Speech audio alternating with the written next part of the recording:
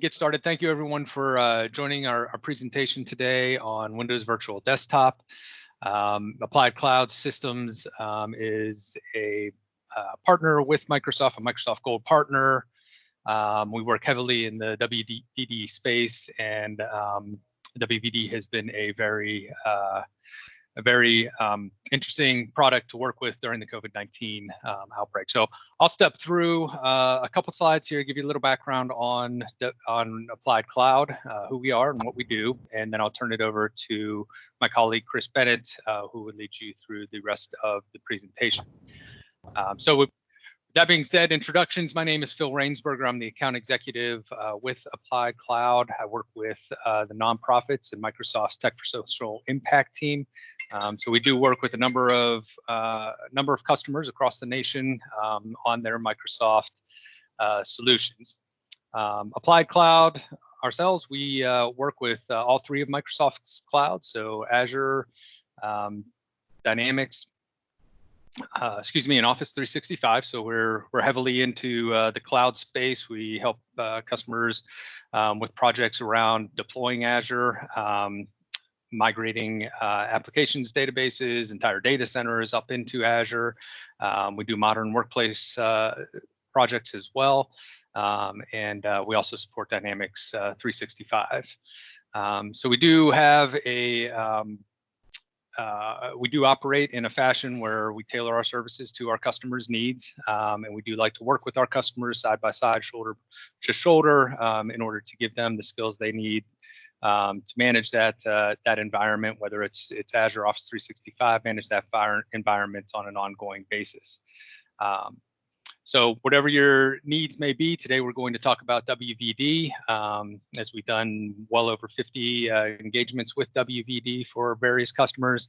So whether it's infrastructure, WVD, Microsoft Office 365, and whether you're an existing Azure customer and looking to scale out, or a greenfield Azure customer, we work with all types of customers, all sizes of customers, in order to help them move forward with their cloud solutions. Next slide, Chris.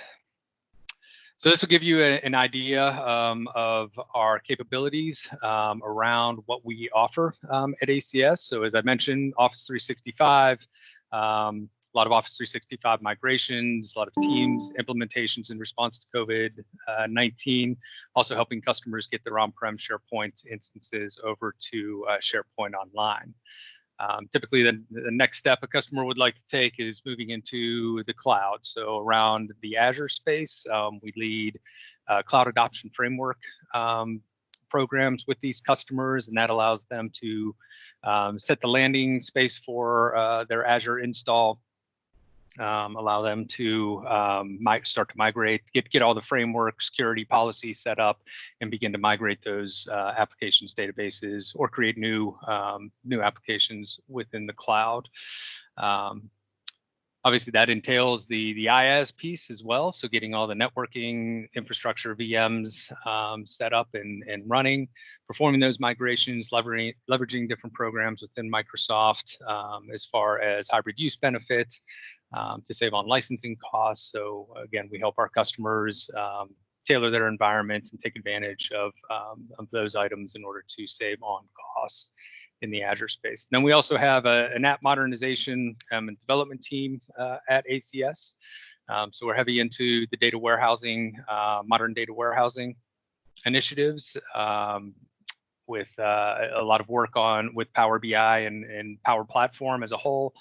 So Power BI for the presentation layer. We also work with Power Apps, and as well as machine learning and AI modeling.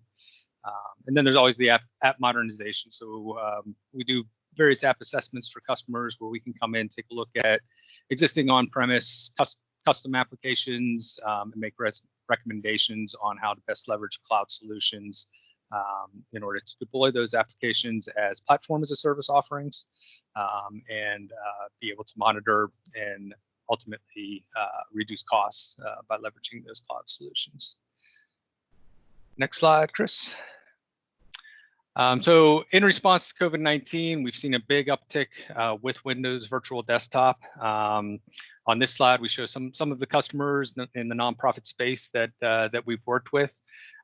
So WVD is top of mind for many customers and has been for the past few months, leveraging a remote environment for their workforce.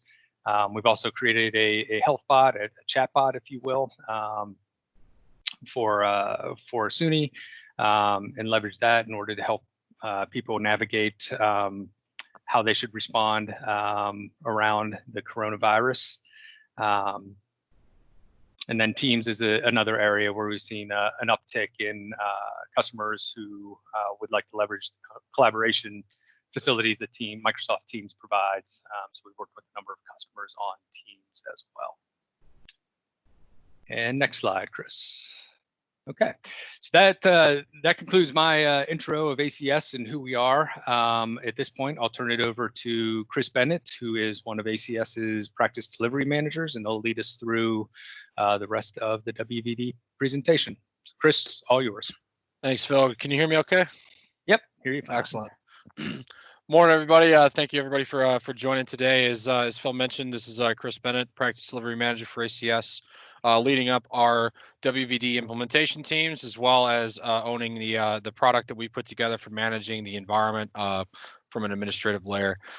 Basically, as Phil mentioned, we've got two paths with Windows Virtual Desktop, fairly straightforward. You either have Azure or you don't.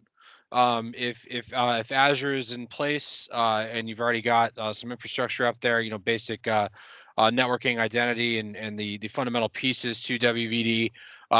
It's obviously optional to just layer that on top of that existing environment with minimal reconfiguration. So that's a standardized deployment to kind of roll through the existing infrastructure, put WVD into the environment, and begin working on use cases. For folks who've not done anything in Azure, we've got, as Phil mentioned, the Cloud Adoption Framework, which is actually a Microsoft framework that ACS has put together a templatized approach for deployment. Which is to get a landing pad for WVD as a use case into Azure quickly, and while stepping through all the security controls and everything that we need to do that securely. So those are kind of our two decision points on depending on where the organization's at. The Cloud Adoption Framework, going through that is roughly 7 to 10 days with the templatized, standardized onboarding into Azure, dealing with breaking out the administration. Everything that's needed to make Azure a platform that's usable for the organization, tailored to the individual team setup. Obviously, with the intent of using Windows Virtual Desktop as our first use case, but our Cloud Adoption Framework sets up for success for multiples.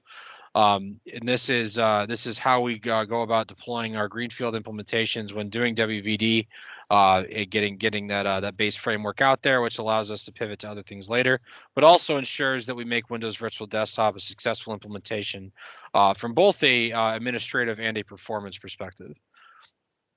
So this involves walking through governance best practices, going through the Microsoft stack from a security perspective, and then actually deploying out core services, fully documenting the environment, and doing so in a templatized and scripted way so that it can take hours and days instead of weeks and months.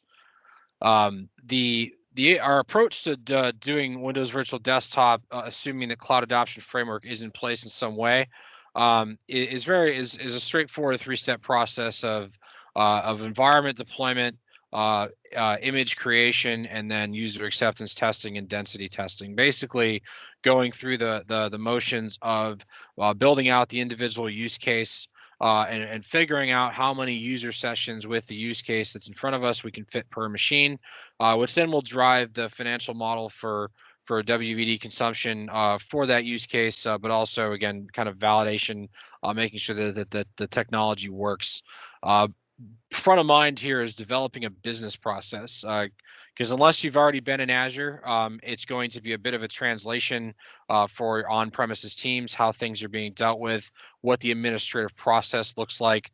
It is a bit of a transition to go from not having any exposure to Azure to fully utilizing WVD.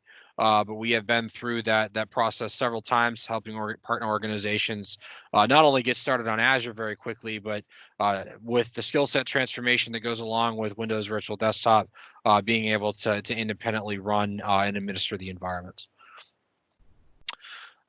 So there are some prereqs to deploying Windows Virtual Desktop. I mean, not listed here is Azure, is a domain controller, excuse me, an Azure subscription, an Azure Active Directory, and Office 365. Those are all assumed. So once that's been done, we need a source of identity truth. Now, if your organization is leveraging Azure Directory domain services, the PaaS offering for Azure Active or for actual LDAP and domain services works perfectly fine. DC access in Azure, either on-premises domain extended out to Azure or just routed to via networking, which would then drive the the actual network connectivity. And then there is a consideration around SSO. How do we want the user experience to be with login, with graceful allocation of OneDrive storage, for example, and how we want the app experience specific to Microsoft applications to look and feel. Once that's been done, there's the same concept of profiles that's been along the ride with us for VDI in general over the years. Windows Virtual Desktop allows us to use FS logics for profile management, which is in and of itself something that is fully configurable and tailorable to how your organization wants to actually leverage storage and profiles. So we've done everything from full profile encapsulation with FS logics to just getting down to the specific app data folders that we care about, and purging everything else, and then leveraging OneDrive for user data. There's a number of paths forward here, depending on how your organization needs to provide access to files and for your users. Collaboration is also a factor in this. So there's a number of different technologies, Azure native, that work in conjunction here. And then we've got the upfront configuration of the environment and the prereqs to get it set up. Subscription owner, global admin, and obviously we need local Active Directory admin to be able to fully go through and set the environment up. So if anybody on the phone has got disparate teams who handle different pieces of this, it winds up being a collaboration between desktop support, server/systems teams, and networking to get this fully up and running and deployed.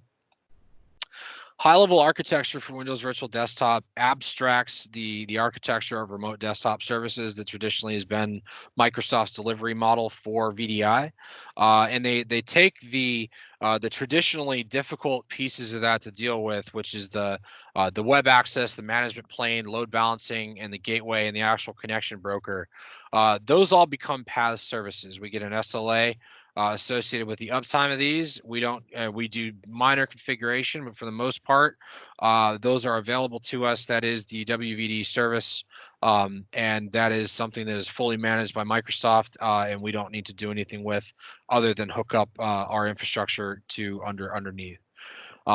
Within the actual subscription stuff that we've got access to is all of our infrastructure. So everything connecting to the Microsoft platform service is infrastructure as a service machines that have agents on them that make them WVD machines. Within the environment, there could be some variance around what we've got set up from a networking perspective. I mean, those things are all tailorable depending on the security footprint that's required. We've set through deploying Windows Virtual Desktop in compliant environments, non-compliant environments. There's a path forward for several use cases with this in the healthcare arena, because ultimately the access to this front end is fully accessible via any HTML5 device anywhere, as well as any Android, iOS, or Windows device that's applicable with the agents. So there's we can push Windows Virtual Desktop to mobile devices. We can publish mobile applications. There's a pretty flexible delivery model with the high-level architecture that we're dealing with here. And then What makes Windows Virtual Desktop a little bit unique is the actual multi-session Windows 10 operating system that Microsoft has delivered as a result, or for use in this environment. This allows us to present a Windows desktop to multiple users on the same compute footprint. So we get away from having to do one-to-one desktop to user allocation, which allows us to stack user sessions as dense as we can fit them on individual machines, which reduce long-term operational overhead. We reduce our compute costs, and we provide the most flexibility that we can as far as cost controls around spinning machines down and using auto scaling in the environment to optimize the actual cost runtime, as well as performance and availability for our users. Because again, our main goal here is to balance the end user experience from a performance and capability standpoint with the cost of actually running the solution. What we've got is actually pre-built-in optimizations for Office 365, even an image that already has all of the applications in that suite done for us, so we don't need to go through an image creation process of dealing with Office. Those also work as underlying prereqs for other applications that, for example, open up Excel to spit out a CSV file.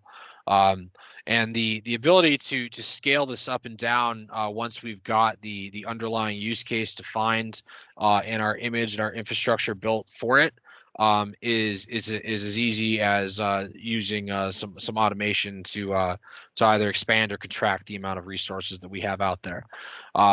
There's quite a bit of automation built around, or capability built around Windows Virtual Desktop by virtue of being in Azure. We've got full PowerShell access to the entire platform, for example, from a service level down to the individual endpoint. So there's quite a bit that can be done, again, kind of tailored to the individual use case as well as the organization and what you're actually looking to do, because everybody's a bit different. A lot of the use cases that I'm going to go over here in a minute are repeatable. We've done them in various different verticals with the same goal in mind, but delivering different things.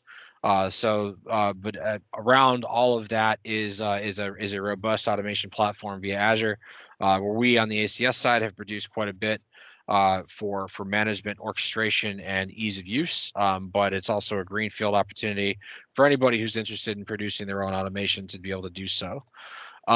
What we've got is several different virtualization scenarios. So again, dealing with COVID-19 response, obviously we're looking at workforce augmentation, being able to provide people access to their workspace, their files, their applications, everything that they are used to doing on premises but remotely.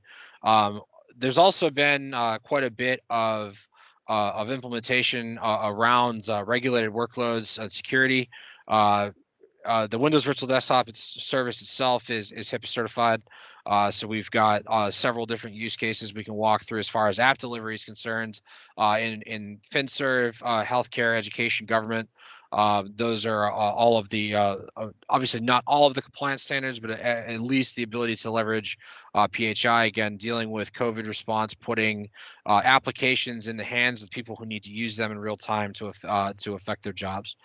And then we've got our concept of BYOD. So if we've got specific groups of employees internally that have specialized applications they need to access, or something along the lines of a licensed software that only needs to go out to certain people, or we've got net new projects with remote workers who are international, for example. Several sort of use cases that straddle the employee-specific implementation. Research workstations are also a big use case for this, providing that outside access point to a secure, compliant environment using Windows Virtual Desktop as a jump-off point. And then obviously within engineering, we're typically dealing with graphical backed applications, CAD, ArcGIS, several other items that are leveraging GPU workloads are capable of being delivered in Azure in multiple fashions. They can be delivered in Azure natively through Windows Virtual Desktop, fully utilizing everything in the platform. But for those of you that have got some sunk cost and investment in VDI infrastructure on-prem. Everything that we're talking about delivering here via Windows Virtual Desktop is hybrid capable. So we can actually leverage existing Citrix, existing RDS environments, whatever we've got on-prem as far as existing infrastructure. This can layer on top of that in a hybrid fashion and deliver applications to our end users however we need to. So one of the first use cases is fairly obvious, which is our remote workers and providing access to people who were no longer able to go into the office for a multitude of reasons. So leveraging our multi-session desktop again, so we can get user density as high as we possibly can to be able to showcase some cost savings by reducing the amount of compute overhead in the environment. What this generally leads us to doing is building out the standardized application set that those frontline workers are using. Now, this could be we try to do this as general as possible. So grabbing the largest swath of the organization as we can, and then providing any sort of outlier or edge case applications through different means. In the remote worker scenario, we are typically leveraging FS logics to improve the user experience a bit, but to varying degrees, not necessarily grabbing all user data. We're pushing quite a bit of things off to OneDrive for the express intent of saving costs on storage. But there is a use case for profiles in the environment. And then because we're leveraging domain join machines, we have full group policy capability for customization, tailoring, and ultimately the lockdown of the environment. Most policies that have been developed for traditional VDI, specific to Windows 10, are applicable here. They're usable. We're using the same policies to lock down Windows 10 OSs that you would be in other means as well. And then we've got obviously any sort of shares, file sharing, collaboration, infrastructure that exists is usable in the environment. Although with some caveats around performance, depending on where those things live, we step into using sync services to provide the best experience. And one of the big things that the WVD has solved for a lot of organizations that were not properly set up for the volume of VPN is we do not require VPN for access into this environment. It goes through a secure connection broker, and then everything just works. So the deployment scenario for this remote worker is where we've got again whatever the standard Windows apps and tools are. We've stepped through this use case a couple times to deal with international-based development teams. Instead of going through the complexity of providing VPN access, having to support VPN agents, for example, we've used Windows Virtual Desktop to be the front end for access for people all over the world, getting into US-based data centers to collaborate with projects that are being worked on, applications that are being built, several different options from a team collaboration perspective, but leveraging a combination of OneDrive for individual user storage, which does have built-in collaboration capabilities, but also file sharing with traditional file sharing technologies that are out there. Gone through the process of locking the environment down so that C drive isn't accessible, for example, that no changes can be made, nothing can be saved, purely pushing the storage off onto SMB and OneDrive, hiding everything else.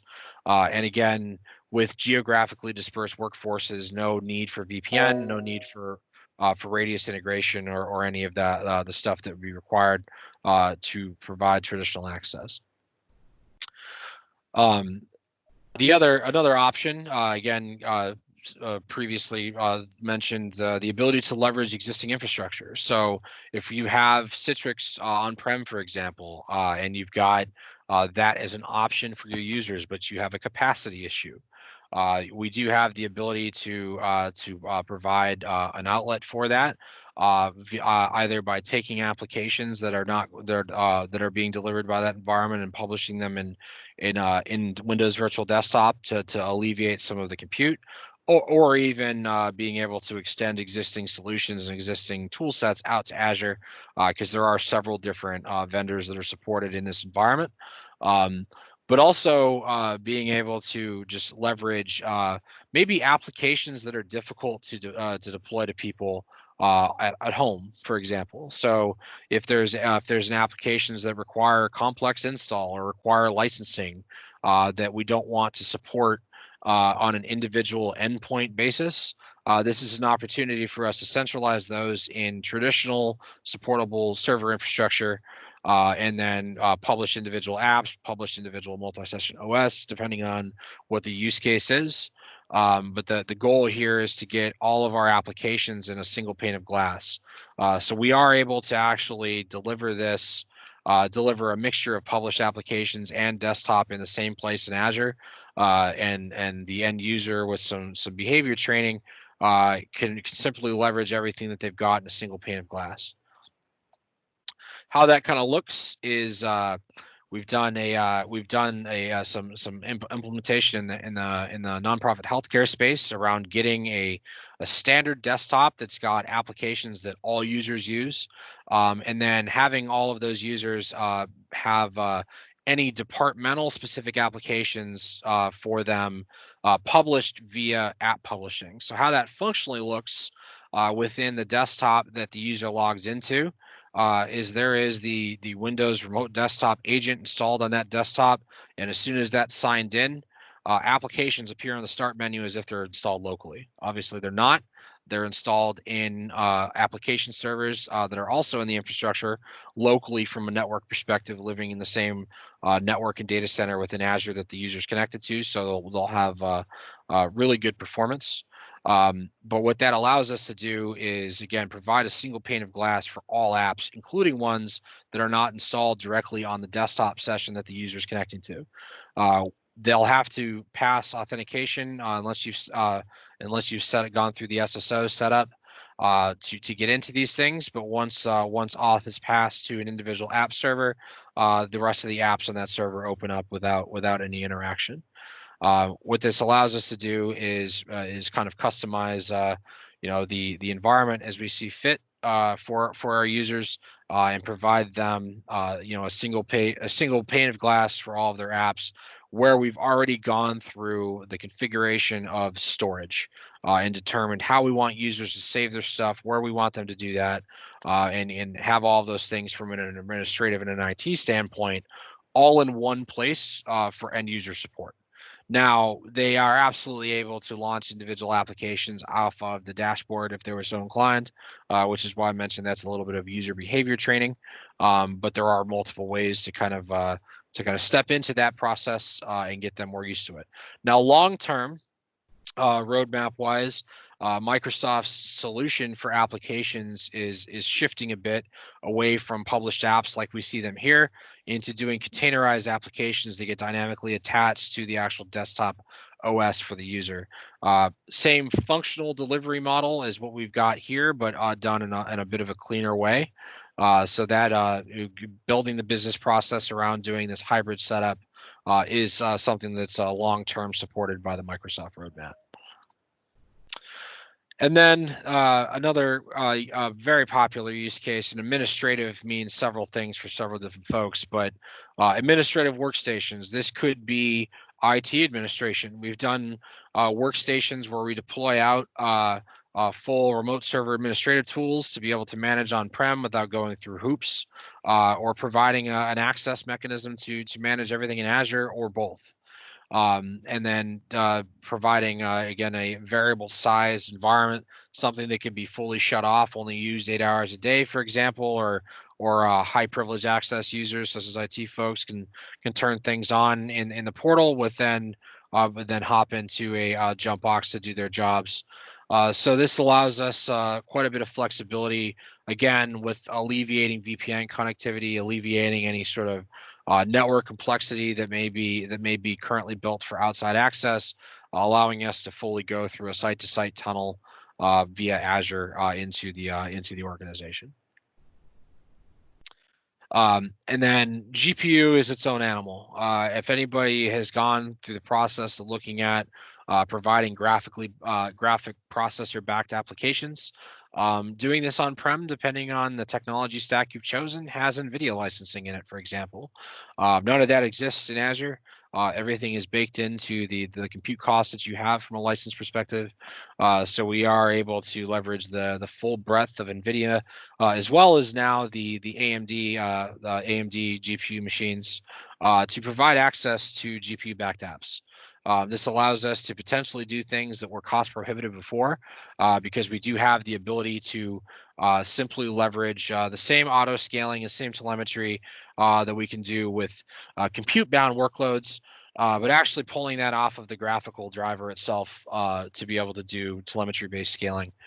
So there's options again with being able to do variable runtime with graphical applications, to potentially dive into something you were not able to before, because you no longer need to have a large capital expense for GPU hardware on-prem, and because this is in Azure and we've got variable runtime capabilities around the infrastructure here, it is something that is very achievable in multiple delivery models, depending on the applications that are being used.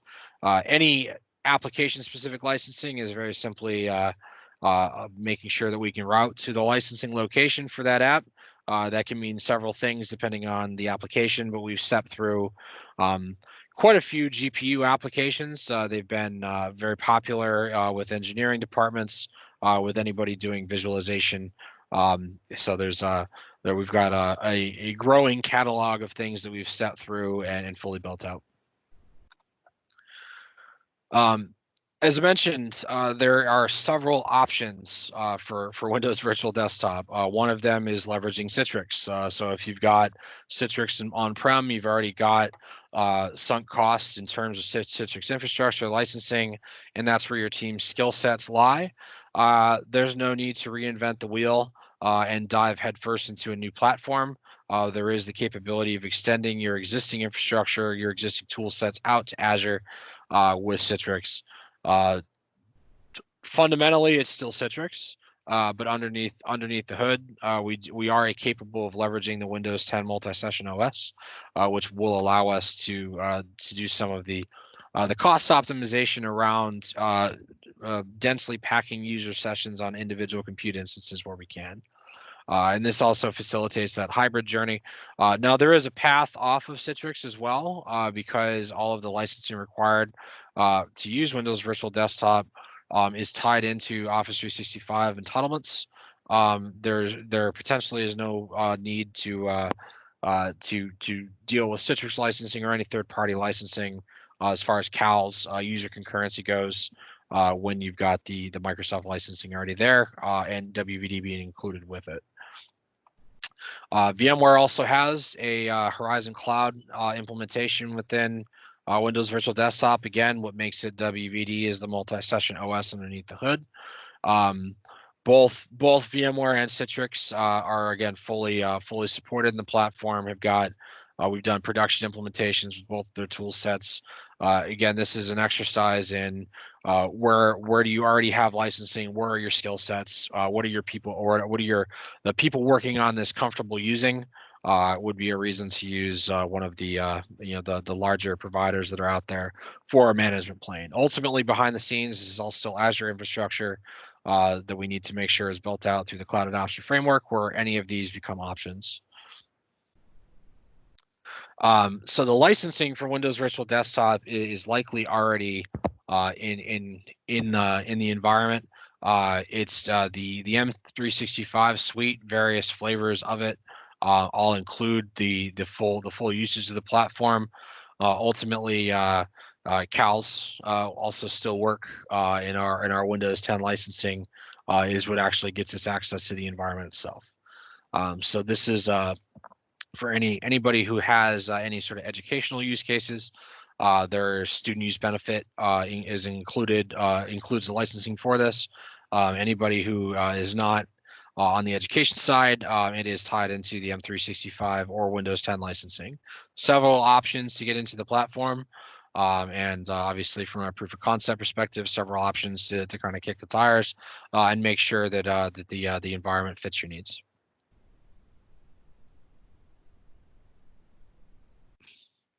And as mentioned, CALs are obviously usable. Underneath the hood, Windows 10 multi-session is actually Server 2016 kernels. So you do have the ability to use CALs there too. And then the other costs for Azure are obviously compute. So as soon as we determine, what's your minimum runtime for pools look like, how many machines is that, how many concurrent user sessions are we looking at, we go through a cost optimization exercise where we look at moving as much of the environment as makes financial sense into reservations. Microsoft has changed the way that reservations work, no longer requiring the upfront capital expense to get into 1 and 3 year RIs. That makes this something that's advantageous for us to use in several places in a Windows Virtual Desktop architecture to reduce the hourly runtime costs as much as possible, to keeping the cost footprint for the overall solution down. Because this is all built on Microsoft's ecosystem, we've got the combination of Azure and Microsoft 365 security features that are wrapped around the services that make up Windows Virtual Desktop. We use reverse connect proxy from the Microsoft services where the users are connecting to get into the actual machines. So there's no exposure to the WVD machines to the open internet. It goes through that process. We've got full identity visibility around the platform through Azure Active Directory, as well as all of the security features around MFA, conditional access, RBAC, for access to the resources actually in the portal. We can put MFA in front of our users, including third-party integrations for the front-end broker access for Windows Virtual Desktop. So that's absolutely an option as well from a security standpoint. Ultimately, if you are a Sentinel shop, you can capture the vast majority of the telemetry around this environment through that as well.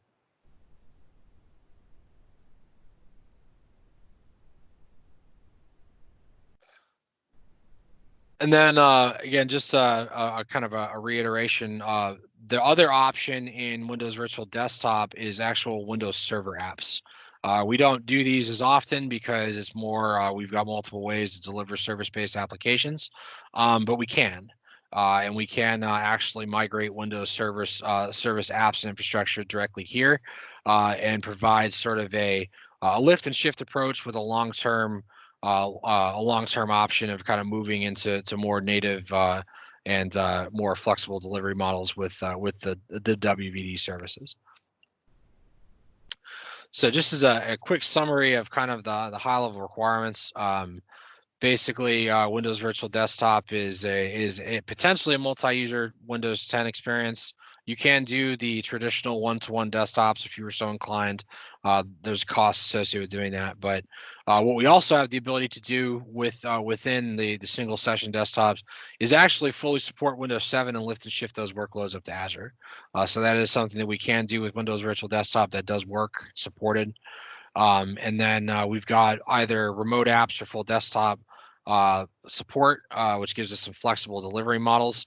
And because these are ultimately Azure resources, we have all of Azure's monitoring, telemetry, log analytics capabilities around the environment if you were so inclined to use them. Now, again, I mentioned earlier in the call that we actually put together a management solution application for Windows Virtual Desktop that includes full administrative and troubleshooting telemetry and logging for things that we would need from a support perspective. But there is native functionality available as well in Azure. Now to transition over to what the solution that we've put together for management and scale of the platform. As Phil mentioned earlier in the call, we've been working in the WVD space for COVID response in particular since everything started started going awry a few months ago. But prior to that, we've been working with Windows Virtual Desktop and implementing this in several different markets, several different organization sizes prior to any of that happening. So as a result of that, we've gotten some insight onto how to take Windows Virtual Desktop successfully to production state with an organization, how to wrap the business process around that, as well as how we deal with our cost controls in real time in the environment. So we have we put together some robust and configurable single pane of glass auto scaling that allows us to take in telemetry as well as sessions and as well as schedule all in a single auto scaling event, which effectively allows us to do three things at once. We could set our host pool settings based off of the density testing that we do, how many concurrent sessions we're going to have available to us, and then we can have that be as minimal as possible. We can take that down to no machines if you wanted to fully shut stuff off during certain hours of the day, but we've got configurable capabilities around what just kind of runs at all times, but also the concept of peak. So for most organizations, peak hours are going to be 8 to 5 Monday through Friday. Maybe that varies a bit, but whatever that winds up being, we do have the ability to wrap different logic around times during the execution during those times, where we can have a different minimum amount of hosts, a different number of available sessions, and a different number of machines that scale in and scale out dynamically. So that is how many additional machines are deployed to the environment when we do a scaling event. We allow for the configuration of peak hours to be able to deal with logon storms, to be able to deal with massive amounts of users hitting at times that we can predict. And where we can't, we fall back on telemetry. So obviously, we don't necessarily know what a given application is going to do from a performance standpoint. So we're able to leverage our the tooling that we have here to help us do some right sizing and be able to get some robust data through testing. And also, again, for the GPU workloads, GPU machines in Azure are some of the most expensive hourly runtime you're going to get. So we want to be very mindful of not using those beyond what the actual usage is from an application standpoint, which is where we also do auto scaling based off of GPU telemetry. Because again, we're trying to balance the end user experience, making sure that they've got something that's performant, that works well, that's also that we're also being cost conscious of. What we've done from a deployment perspective for Windows Virtual Desktop is a couple of things. We've run into several organizations that have various DNS configurations where simply running through the portal deployment process does not work for various reasons. There becomes manual steps that are put into that process. We completely separate the deployment from getting machines out there with all of the underlying diagnostics to then making them WVD machines after the fact with automation running, which gives us time for manual A record creation, for non-dynamic DNS to process, whatever the underlying challenges are for the platform, we can deal with them kind of in one shot, and then with automation finish the process. In the install process we've got developed, and the templates that we put together include all of our diagnostics. So feeding in everything that we care about from an administration and just a long-term reporting perspective is baked in, and we've got the ability to do everything that we do via images. So image management is built into our platform. We've got automated image creation based off of golden images that sit in Azure, where we've got the ability for the business process to be simply log into a machine, patch it, update your software, run through a new image creation process, and go through the automation to create a new pool and move your users over to it. Helps facilitate the long-term management and patching procedures for a lot of our partners. And our development cycle for what we've been adding to this has been based off of feedback from folks that have been using WVD in production for months. So part of what we put together from a telemetry perspective is, what do we need to know to know if Windows Virtual Desktop is worth our investment, is one of them. Also, we assume people are using applications that we have out there, but do we actually know what they're using? So we've kind of built in a bunch of dashboards, queries, and diagnostic tooling that allows us to get our user concurrency, max user sessions, unique logons, what apps are being used, and be able to give us the data that we need to do continuous improvement, right sizing, and iteration through our environments. Obviously, we want to settle in on using applications that people are actually using. If people aren't using them and the data says so, we maybe don't need to go through the complexities of making some applications available on a desktop. Maybe some make more sense to be published via apps to smaller groups of users. Several options, again, kind of long-term from a usability standpoint that we've spent time on building into our product, as well as making everything as easy as possible for folks who do not necessarily have the Azure expertise that would be helpful in the long-term administration of Windows Virtual Desktop. So that's the end of my piece here. I'll kind of turn this back over to Phil to go over how we have been supporting our partners that have started into Windows Virtual Desktop, either prior to COVID or as a COVID response. And again, our goal here is to get our partners comfortable with the platform so that they're able to independently stand on their own 2 feet, continue to scale and use it, and make it as successful for the organization as it possibly can be. Yeah, thanks, Chris. Appreciate it.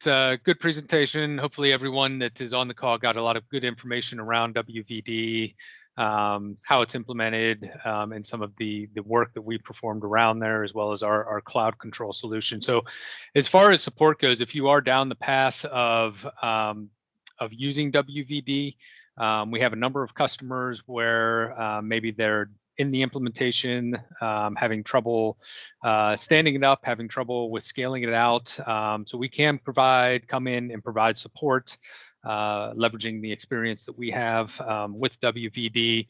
Other customers are greenfield, so they need somebody to come in and stand up the environment for them. Some customers are interested in our cloud control solution, as Chris mentioned, for scaling and cost control and those sorts of items. So we have many different offerings around WVD, and we will be following up with each one of you with an email afterwards. So certainly feel free to reach out to me. I'm happy to set up a call with Chris or one of our other engineers or architects to discuss how you may like to leverage our support model, or if you just have questions around WVD, I'm happy to speak with you. So the first bullet there, any WVD customer, either a new customer or existing customer who's interested in our cloud control solution, we're offering a 30-day free trial for you to get in and kick the tires with that. We'll come in, we'll install the software, configure it, get it running in your environment, and then let you run with it for 30 days to test drive that. And then, as I already mentioned, we have different managed services and support offerings around supporting WVD and any of the other Microsoft Azure Office 365 Dynamics products that we support. Next slide, Chris. I believe that's just my contact information, or our contact information. So again, I'm Phil Rainsberger. I'm the account executive. Chris Bennett was the practice delivery manager. Have our phone numbers and emails there. Feel free to reach out to us if you need any support. But I thank you all for joining. I hope you got a lot of value out of the presentation today, and I look forward to hearing from you. And at this time, we'll go ahead and close out the presentation. Again, thank you everyone for joining, and hope to talk to you in the future. Thanks everybody. Appreciate your time today. Bye-bye.